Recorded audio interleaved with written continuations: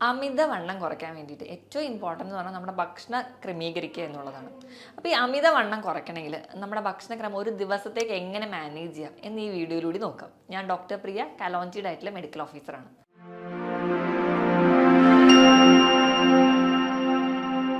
അമിതവണ്ണം എന്ന് പറഞ്ഞാൽ നമ്മുടെ ശരീരത്തിന് വേണ്ട വണ്ണത്തിലും അധികമാകുമ്പോഴാണ് പറയുക. അപ്പോൾ നമ്മുടെ ശരീരത്തിന് വേണ്ട വണ്ണം എത്രയാണെന്ന് അറിയാൻ വേണ്ടി നമ്മുടെ പൊക്കം വെച്ചിട്ടാണ് നമ്മളത് കമ്പയർ ചെയ്യുക. അപ്പോൾ ഒരാൾക്ക് ഉള്ള പൊക്കം എന്ന് പറഞ്ഞാൽ 164 സെൻറ്റിമീറ്റർ ആണ് നിങ്ങളുടെ ഉയരമെങ്കിൽ നമ്മൾ അതിൽ നിന്ന് 100 കുറയ്ക്കുക, 64 കിലോ. അതായത് ഒരു 63-64 കിലോയിലാണ് നമ്മുടെ ബോഡി വെയിറ്റ് ഐഡിയലായിട്ട് നിർത്തുക.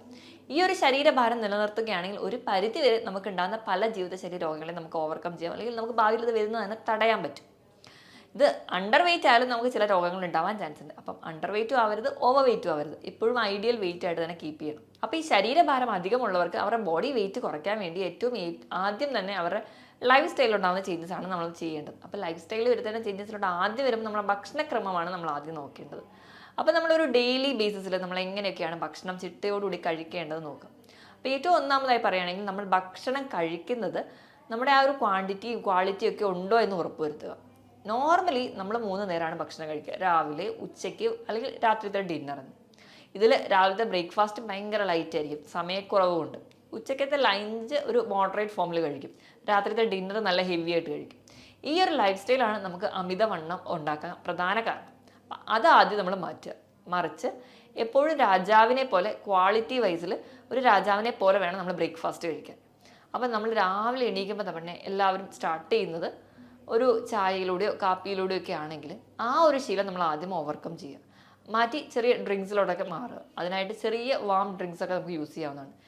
നോർമലായിട്ടുള്ള പ്ലെയിൻ ഒരു വാം വാട്ടർ കുടിച്ച് നിങ്ങൾക്ക് സ്റ്റാർട്ട് ചെയ്യാം. ഒരു 2 ഗ്ലാസ് ഇളം ചൂടുവെള്ളം രാവിലെ തന്നെ തുടങ്ങുകയാണെങ്കിൽ ഏറ്റവും നല്ലത്.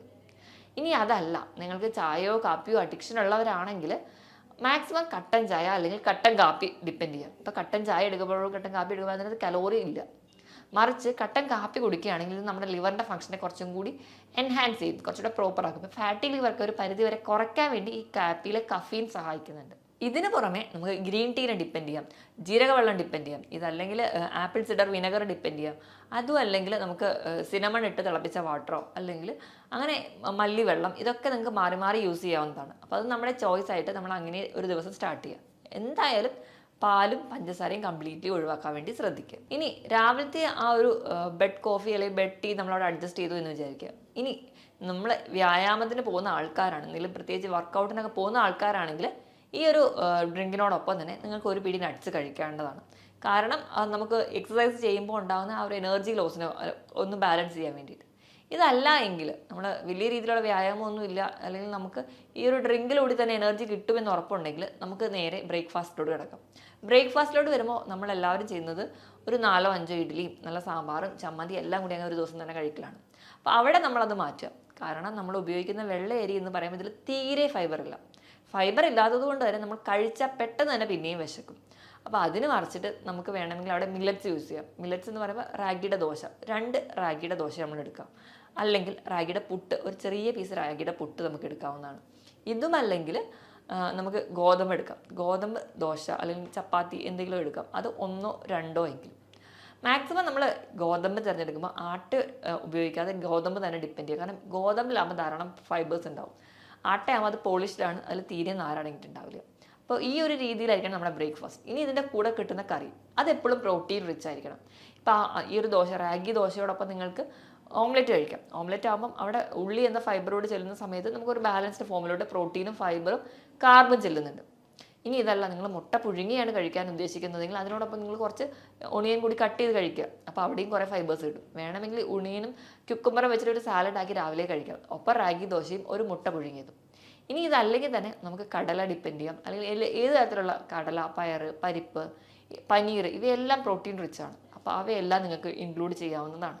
നമ്മൾ നല്ല രീതിയിൽ ഫൈബറൊക്കെ അടങ്ങിയിട്ടല്ലേ പ്രോട്ടീൻ റിച്ച് ആയിട്ടുള്ള ഒരു ബ്രേക്ക്ഫാസ്റ്റ് തുടങ്ങി കഴിഞ്ഞാൽ പിന്നെ നമുക്ക് വലിയ രീതിയിൽ അങ്ങ് വിശക്കില്ല. 11 മണിക്ക് ഇപ്പോൾ ഓഫീസിലൊക്കെ പോകുന്ന ആൾക്കാരാണെങ്കിൽ 11 മണിക്ക് ഒരു ചായയും ഒരു എണ്ണക്കടിയും മസ്റ്റായിരുന്നു. അപ്പോൾ അതാണ് നമ്മൾ അവിടെ ആദ്യം മാറ്റേണ്ടത്. അപ്പോൾ അവിടെ നമുക്ക് ഈ പറഞ്ഞ പോലെ ആദ്യത്തെ ആ ഒരു ബെഡ് കോഫിയോ അല്ലെങ്കിൽ ബെഡ് ടീയോ മാറ്റിയ പോലെ തന്നെ നമുക്ക് ഇവിടെയും ഒരു ഡ്രിങ്കിലൂടെ മാറ്റാം. അതിനായിട്ട് നമുക്ക് ഗ്രീൻ ടീ ഡിപ്പെൻഡ് ചെയ്യാം. ഇപ്പോൾ ഈ ഗ്രീൻ ടീയിലൊക്കെ നമ്മുടെ ഫാറ്റ് ഡെപ്പോസിഷൻ അല്ലെങ്കിൽ ഫാറ്റ് മെറ്റബോളിസം നടക്കുന്ന ഒരുപാട് പോളിഫിനോൾസ് അടങ്ങിയിട്ടുണ്ട്. അപ്പോൾ അതുകൊണ്ട് നമുക്ക് ഗ്രീൻ ടീ നല്ലൊരു ഓപ്ഷനാണ്. ഇപ്പോൾ ഗ്രീൻ ടീനോടൊപ്പം തന്നെ നട്ട്സ് വേണേൽ നമുക്ക് അവിടെ കഴിക്കാം, അല്ലെങ്കിൽ ഗ്രീൻ ടീയോടൊപ്പം ഒരു റോബസ്റ്റ പഴം നിങ്ങൾക്ക് ഡിപ്പെൻഡ് ചെയ്യാം. ഗ്രീൻ ടീയോടൊപ്പം തന്നെ ഒരു പേരയ്ക്ക നിങ്ങൾക്ക് കഴിക്കാവുന്നതാണ്. നമ്മുടെ സീസണൽ ആയിട്ടുള്ള എന്തെങ്കിലും ഒരു പഴവർഗ്ഗം, ഗ്ലൈസീമിക് ഇൻഡെക്സ് കുറഞ്ഞിട്ടുള്ള ഫ്രൂട്ട്സ് ഡിപ്പെൻഡ് ചെയ്യാവുന്നതാണ്. ഇനി ഇപ്പോൾ ഗ്രീൻ ടീ തന്നെ ആയിക്കോണമെന്നില്ല, ഒരു ഗ്ലാസ് മോരും വെള്ളം ആയാലും മതി, അവിടെ കുറച്ചുകൂടെ കലോറി കൂടുതലാണ്. അപ്പോൾ അത് ഡിപ്പെൻഡ് ചെയ്യാവുന്നതാണ്. ഇനി ഉച്ചക്കത്തെ ചോറിലേക്ക് വരുന്ന സമയത്ത് മാക്സിമം നമ്മൾ വെള്ള അരി ഉപയോഗിക്കാതിരിക്കുക, കുത്തരി എടുക്കുക. അത് ഒരു പിടി മാത്രം, നമ്മുടെ കൈപ്പിടിയിൽ കൊടുങ്ങുന്ന ഒരു പിടി മാത്രം നമ്മൾ ചോറെടുക്കാവുള്ളൂ. ഇപ്പോൾ ഒരളവ് വെച്ച് പറയുകയാണെങ്കിൽ നമ്മൾ ഒരു ഗ്ലാസ് എടുക്കുക, ഒരു 100 ഗ്രാം ചോറ് എടുക്കുക. അരിയല്ല, ചോറ് 100 ഗ്രാം വരെ മാക്സിമം നമുക്ക് ഉച്ചയ്ക്ക് എടുക്കാവുന്നതാണ്. ഇനി അതിനോടൊപ്പം തന്നെ കറികൾ എടുക്കുന്ന സമയത്ത് നിർബന്ധമായിട്ടും ഒരു അവിയൽ ഉണ്ടാക്കാൻ വേണ്ടി ശ്രദ്ധിക്കുക. കാരണം ഇതിൽ ധാരാളം പ്രോട്ടീൻസും ന്യൂട്രിയൻസും കിട്ടുന്ന ഒന്നാണ്. അപ്പോൾ അവിയൽ കിട്ടുന്നുണ്ട്. അതിനോടൊപ്പം അവിയൽ ഉണ്ടാക്കുമ്പോൾ ശ്രദ്ധിക്കേണ്ടത് തേങ്ങയുടെ അളവ് ഒന്ന് കൺട്രോൾ ചെയ്ത് യൂസ് ചെയ്യാം. പിന്നെ എന്തെങ്കിലും ഒരു തോരനാക്കാം. അതിനോടൊപ്പം തന്നെ പയറ്, കടല പോലെയുള്ള എന്തെങ്കിലും ഒരു പ്രോട്ടീൻ, അല്ലെങ്കിൽ മുട്ട, അങ്ങനെ ഏതെങ്കിലും രീതിയിൽ മീനോ അല്ലെങ്കിൽ ചിക്കനോ യൂസ് ചെയ്യാം. ഇതൊക്കെ പ്രോട്ടീനാണ്. ഇത് കറി വെച്ച് കഴിക്കാൻ വേണ്ടി ശ്രദ്ധിക്കുക. ഇതോടൊപ്പം തന്നെ ഒരു ബൗളിൽ സാലഡും കൂടെ കഴിക്കുകയാണെങ്കിൽ നമുക്ക് ഉച്ചക്കത്തെ ലഞ്ച് നല്ല രീതിയിൽ ഫില്ലിംഗ് ഉണ്ടാവും. ഇനിയിപ്പോൾ നിങ്ങൾക്ക് കുറച്ചും കൂടി ഹെൽത്തി ആയിട്ട് കഴിക്കണം എന്ന് തോന്നുകയാണെങ്കിൽ പച്ചക്കറിയൊക്കെ നമുക്കൊന്ന് ആവിയിൽ പുഴുങ്ങിയ ശേഷം കുറച്ച് ഉപ്പും മഞ്ഞളും കുരുമുളക് പൊടിയും കൂടി ഇട്ടിട്ട് അങ്ങനെയും കഴിക്കാൻ താല്പര്യമുള്ളവർക്ക് അങ്ങനെയും കഴിക്കാം. അപ്പോൾ ഈ ഉപ്പും അതുപോലെ തന്നെ മഞ്ഞളും കുരുമുളകൊക്കെ കുറഞ്ഞ അളവിൽ ചെല്ലുന്ന സമയത്ത് അവ നമുക്ക് ഫാറ്റിൻ്റെ ഡൈജഷന് സഹായിക്കുന്നുണ്ട്. അതോടൊപ്പം തന്നെ നമുക്ക് എല്ലാ ന്യൂട്രിയൻസും നമ്മൾ ആവിയിൽ വേവിക്കുന്നതുകൊണ്ട് നഷ്ടപ്പെടാതെ നമുക്ക് കിട്ടുകയും ചെയ്യും. അപ്പോൾ ആ ഒരു രീതിയിൽ നമുക്ക് കഴിക്കാവുന്നതാണ്. മാക്സിമം നമ്മൾ കഴിക്കുമ്പോൾ ശ്രദ്ധിക്കേണ്ടത് ചെറിയ മത്സ്യങ്ങളെ തിരഞ്ഞെടുക്കുകയാണെങ്കിൽ ഒമേഗ 3 ഫാറ്റി ആസിഡ്സ് നമുക്ക് കിട്ടും. അതുവഴി നമുക്ക് ശരീരത്തിലെ ഇൻഫ്ലമേഷൻസ് കുറയ്ക്കാം. ഇനി റെഡ് മീറ്റ് കംപ്ലീറ്റ്ലി ഒഴിവാക്കുക, പകരം ചിക്കൻ നിങ്ങൾക്ക് യൂസ് ചെയ്യാവുന്നതാണ്. അത് കറി വെച്ച് തന്നെ യൂസ് ചെയ്യാൻ വേണ്ടി ശ്രദ്ധിക്കുക. ചിക്കൻ്റെ അളവ് എന്ന് പറഞ്ഞാൽ ഒരു ദിവസം 40 മുതൽ 50 ഗ്രാം വരെയൊക്കെ ചിക്കൻ നിങ്ങൾക്ക് അല്ലെങ്കിൽ മീൻ നിങ്ങൾക്ക് കഴിക്കാവുന്നതാണ്. ഇനി വൈകുന്നേരത്തെ ചായ കൂടി അതൊന്ന് മാറ്റിയിട്ട് ആ ഒരു ടൈമിൽ നമ്മൾ ഗ്രീൻ ടീയോ അല്ലെങ്കിൽ കട്ടൻ ചായ, കട്ടൻ കാപ്പിയോ നിങ്ങൾക്ക് യൂസ് ചെയ്യാവുന്നതാണ്. ഈ ഒരു ടൈമിൽ നിങ്ങൾക്ക് വേണമെങ്കിൽ ഒരു ചോളം അല്ലെങ്കിൽ കോണിൻ്റെ പീസ് ബോയിൽ ചെയ്തിട്ട് കഴിക്കാവുന്നതാണ്. അല്ലെങ്കിൽ നമുക്ക് ആ ഒരു ടൈമിൽ ഏതെങ്കിലും ഫ്രൂട്ടുകൾ ഡിപ്പെൻഡ് ചെയ്യാം. അല്ലെങ്കിൽ ആ ടൈമിൽ നിങ്ങൾ രാവിലെ ഒന്നും മുട്ട കഴിക്കാത്ത ആളാണെങ്കിൽ ആ ഒരു ടൈമിൽ ഒരു ബോയിൽഡ് എഗ്ഗ് കഴിക്കാം. ആ ഒരു രീതിയിലായിരിക്കണം ചായയുടെ ടൈമിൽ. ഇനി ഡിന്നറിൻ്റെ ടൈമിനോട് വരുമ്പോൾ 7 മണിക്ക് ഡിന്നർ ക്ലോസ് ചെയ്തിരിക്കണം. അപ്പോൾ 7 മണിക്ക് ഡിന്നർ ക്ലോസ് ചെയ്യുമ്പോൾ ആ ഒരു ടൈമിൽ നമ്മൾ നല്ല ഫില്ലിംഗ് ഉള്ള അല്ലെങ്കിൽ നല്ല റിച്ച് ആയിട്ടുള്ള ഫുഡ് വേണം തിരഞ്ഞെടുക്കാൻ. അപ്പോൾ അതിന് വേണ്ടിയിട്ട് നമ്മുടെ ഫൈബറും അതുപോലെ തന്നെ പ്രോട്ടീൻസ് അടങ്ങിയിരിക്കണം. അപ്പോൾ അതിൻ്റെ ഒരു ഓപ്ഷൻ നമ്മൾ ഓട്സ് വേണമെങ്കിൽ ഡിപ്പെൻഡ് ചെയ്യാം. എപ്പോഴും ഓട്സ് തിരഞ്ഞെടുക്കുന്ന സമയത്ത് ഹോൾ ഗ്രെയിൻ ഓട്സ് അല്ലെങ്കിൽ സ്റ്റീൽ കട്ട് ഓട്സ് തന്നെ മേടിക്കുക. അത് കൂടുതൽ ഏറ്റവും ബെറ്റർ എന്ന് പറഞ്ഞു കഴിഞ്ഞാൽ അത് ഉപ്പുമാവാക്കിയോ അല്ലെങ്കിൽ പുട്ടാക്കിയോ കഴിക്കുന്നത്. നമ്മൾ ബ്രേക്ക്ഫാസ്റ്റിന് എന്ത് കഴിച്ചോ അതിനെ റീപ്ലേസ് ചെയ്യുന്ന രീതിയിലായിരിക്കണം. ഇപ്പോൾ രാവിലെ നമ്മൾ ഹെൽത്തി ആയിട്ട് ഓട്സിൻ്റെ ഉപ്പുമാവാണ് കഴിച്ചതെങ്കിൽ രാത്രി നമുക്ക് 2 റാഗി ദോശ കഴിക്കാം. രാവിലെ നമ്മൾ ഗോതമ്പ് പുട്ടാണ് കഴിച്ചതെങ്കിൽ രാത്രി നമുക്ക് വേണമെങ്കിൽ ചപ്പാത്തി 1-2 അതിനോടൊപ്പം സാലഡ്സ് ആയിട്ട് കഴിക്കാം. അതിനോടൊപ്പം എന്തെങ്കിലും ഒരു പ്രോട്ടീൻ റിച്ച് ആയിട്ടുള്ള കറി കഴിച്ച് ബാലൻസ് ചെയ്യാം. ഇപ്പോൾ ഓട്സിൻ്റെ ഒക്കെ ഉപ്പുമാവ് ഉണ്ടാക്കുന്ന സമയത്ത് അതിലെല്ലാ തരത്തിലുള്ള പച്ചക്കറികൾ ആഡ് ചെയ്യുക. ഒപ്പം കുറച്ച് ഗ്രീൻ പീസും കൂടി ആണെങ്കിൽ അതിൽ ഫൈബറും കിട്ടും, അതുപോലെ തന്നെ പ്രോട്ടീനും ഉണ്ട്, നമുക്ക് നല്ലൊരു ഫില്ലിംഗ് ആയിരിക്കും. അപ്പോൾ ഈ ഒരു രീതിയിൽ വേണം ഫുഡൊക്കെ കുക്ക് ചെയ്യാൻ. എപ്പോഴും ഹെൽത്തി ആയിരിക്കണം. ഓയിലിൻ്റെ അളവ് വളരെ കുറച്ചായിരിക്കണം.